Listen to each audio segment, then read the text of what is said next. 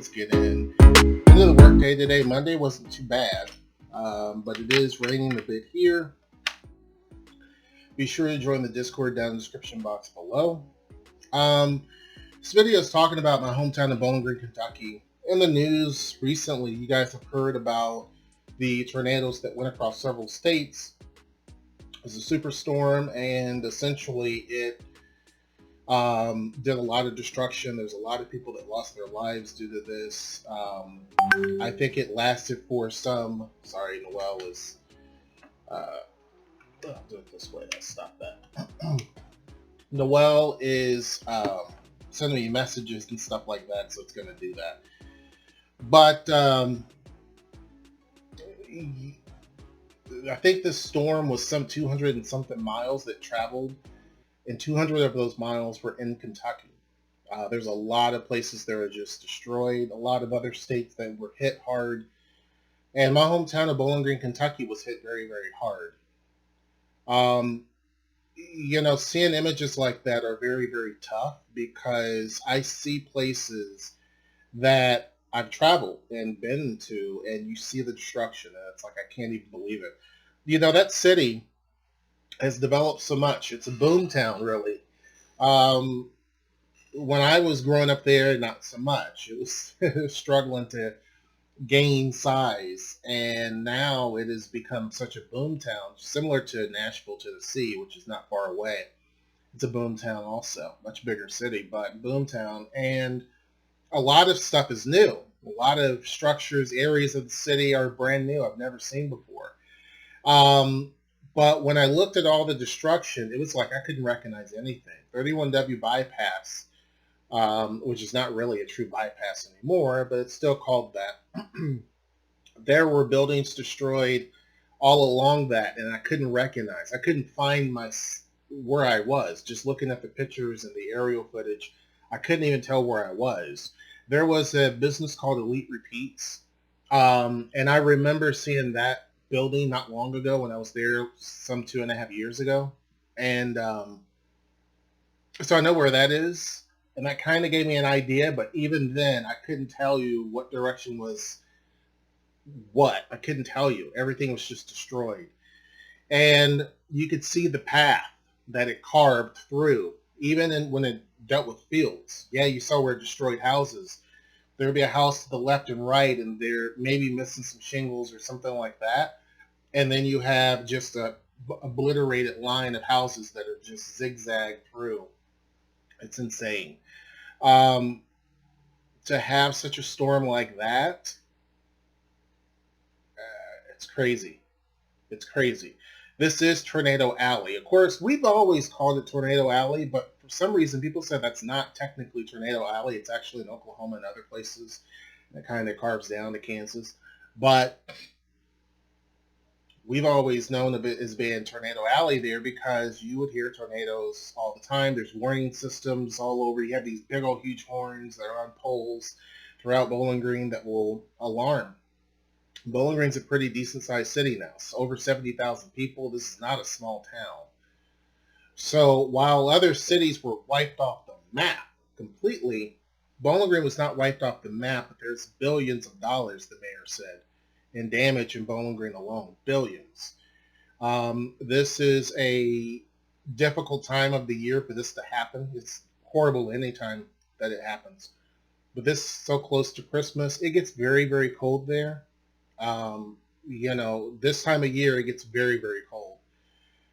So, excuse me, chances for snow and stuff like that can happen at any point in time. There are people who are completely homeless. There are schools that are basically being set up as safe places for people to stay because a lot of people have lost a lot of things. My family, the bulk of my family lives in Bowling Green, Kentucky, and no one in my family was impacted, thankfully. Thank God. No one in my family lost their lives or had any sort of property that was damaged miraculously because this went all over the city. But other people were not so lucky. I think at the current stance, I think there's 15 people, I believe, that have lost their lives in Bowling Green, Kentucky alone. The governor thinks it could be 100 people or more in the whole state. 500 homes in Bowling Green destroyed, 100 businesses destroyed. It's going to take a long time to rebuild. It's going to be a completely different city for the most part. But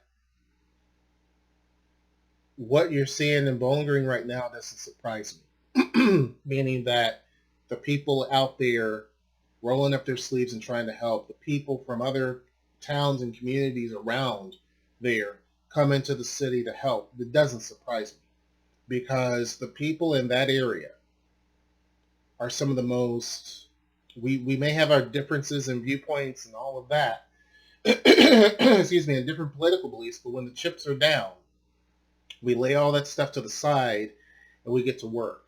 And so it's not surprising to see a lot of these restaurants and stuff like that donating food to first responders, people donating supplies and toys and clothing and all of those things, housing and shelter. One guy was offering his RV. Doesn't surprise me because that's just the community I grew up in. Guy I went to school with, he owns a food truck. He's out there handing out food. Of course he would. I know that guy very well. He was an amazing guy at school. He was a really good-hearted person. He's a good-hearted person now. Nothing's changed. But it doesn't surprise me that he was one of the first people to jump in and start offering food to the first responders. Um, the city's going to need a lot of help for some time. Noelle asked me if I was going to go there, and I told her there's nothing much I can do at this point but get in the way. So I'd rather just stay here, wait for now, and then potentially go there and see what was going on. Obviously, if I had family members who were impacted, I would definitely be there in a heartbeat.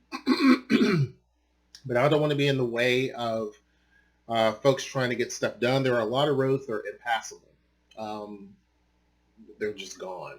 Some of the roads are destroyed. Some of the roads are, there's so much debris you can't get through.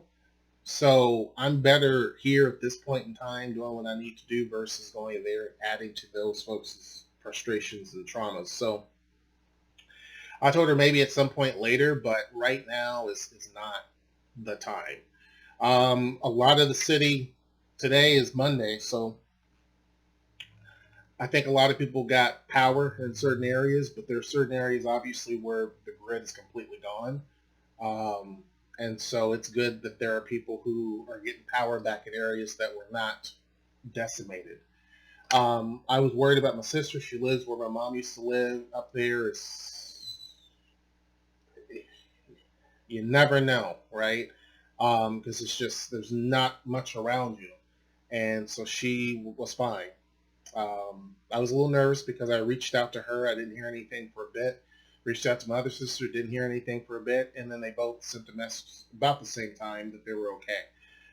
So I was able to breathe a sigh of relief. And then speaking to my sister, my older sister, she was like, yeah, everybody's good down this way. So seeing some folks online who are family members on Facebook saying that they're okay, that helped. But many people lost their lives. Definitely say a prayer for all the people and their families who are going through um, the stuff that they're going through, the destruction of homes. Yes, homes and buildings can be replaced, cars can be replaced, but that's still trauma. People lost their lives. That's major trauma. Definitely say prayers for all those people. My heart goes out to all of them.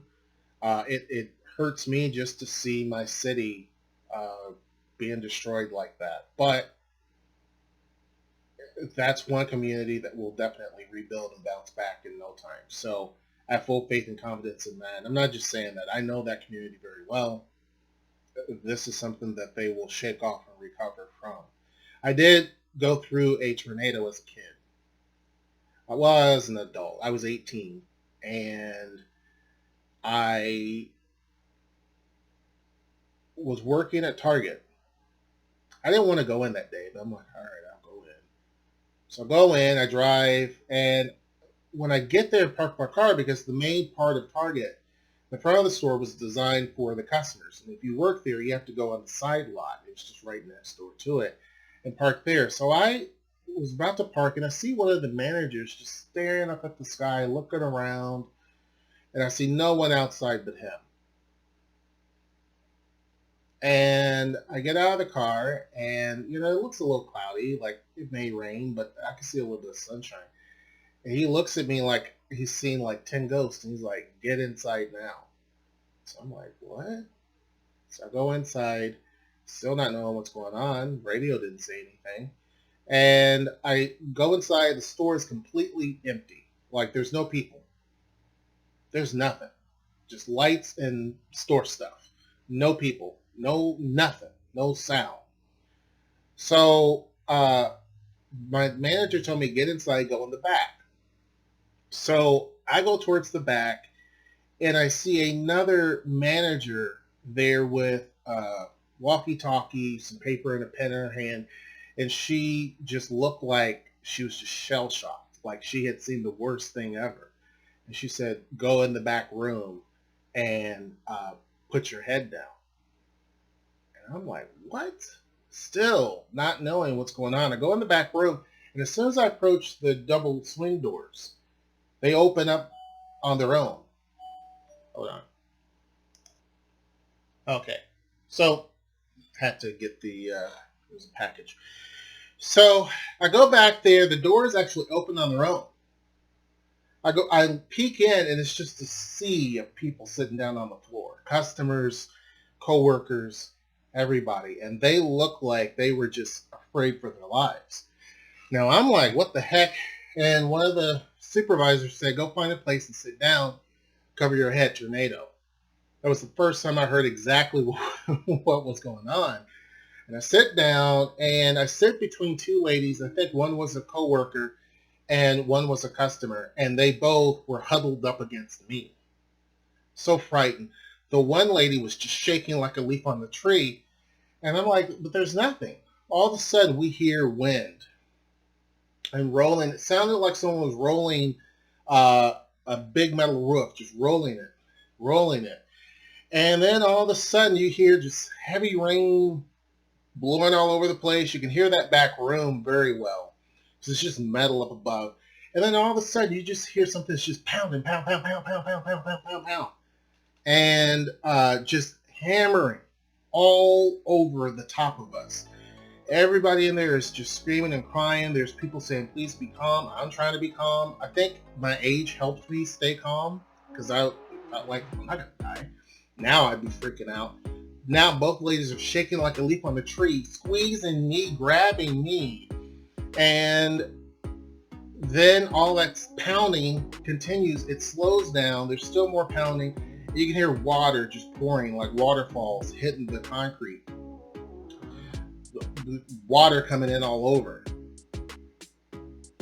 Once it stops, the manager walks out there to make sure everything is cool. He's like, everybody go home. He didn't have to tell me twice.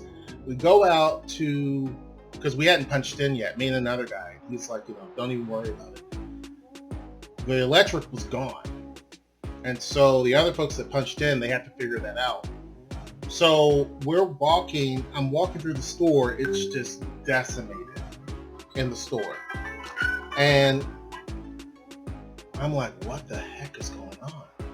We go outside. My car is destroyed. The outside is steam rising from the ground. I look in my car, which has these huge holes about as big as this. Hail that looked like ice cubes were melted all over it in the middle of my car seat. All over the car, all over the ground. Flooded everywhere. And literally trying to drive to my sister, because she was in town. My car almost didn't make it through one of the roads because it was somewhat flooded. I thought I could go through, and it started to sputter. My car was never good after that. And that is my story of living through a tornado. So it did some damage, but it didn't do what this did. This was a completely different thing. I was scared and scarred for life from that. And one of the reasons why I moved away from there.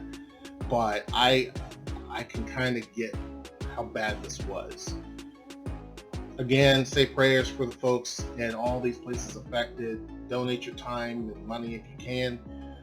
Be sure to join the Discord down in the description box below. Make sure you like, share, subscribe, and comment. And until next time, I will see you. Take care.